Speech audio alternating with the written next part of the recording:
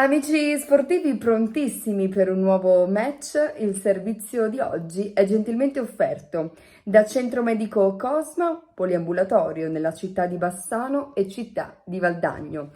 Un grazie anche a Forti Metal con sede a Milano in via Ortles 21 e un grazie anche a Inox Team, sede a Solaro Milano in via Como 7.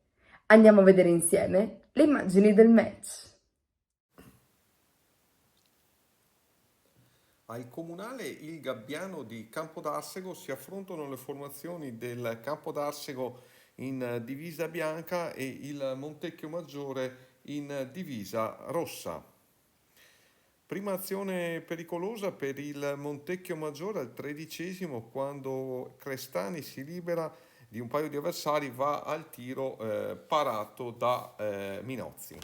Ancora il Montecchio Maggiore che prova una conclusione con Chinellato dalla distanza, ma anche qui Minozzi si fa trovare pronto. Primo squillo del Campodarsego al 26° su colpo di testa di Cupani, dove Segantini libera in angolo. Al 33° gol del vantaggio di Chinellato, scatta in profondità e batte Minozzi in uscita per il gol del 1-0.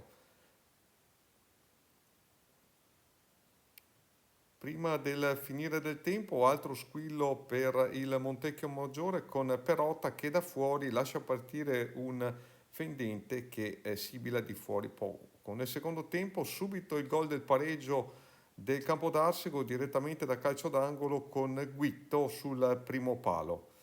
Un minuto dopo si rende pericoloso il Montecchio Maggiore col giovane Nu Obed che fa una serpentina in area di rigore, ma al momento del tiro si allunga.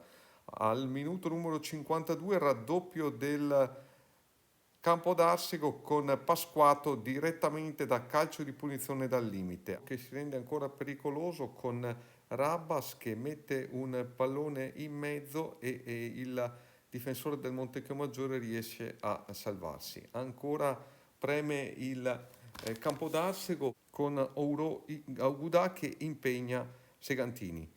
Al minuto numero 61, terzo gol del Campodarsego con Pasquato direttamente servito da calcio d'angolo in mezzo all'area di rigore, batte imparabilmente Segantini. Ancora il Campodarsego con Guitto che cerca una palombella dal limite dell'area, ma Segantini si allunga e mette in angolo. Prova Manarin dall'altra parte al minuto numero 67, pallone fuori. Ancora il Campodarsego al minuto numero 72 con Aguda, ma Segantini anche qui si salva. Minuto numero 78, Carlino in area di rigore cerca di liberarsi di un avversario, ma cade in area leggermente trattenuto per il direttore, nessun fallo.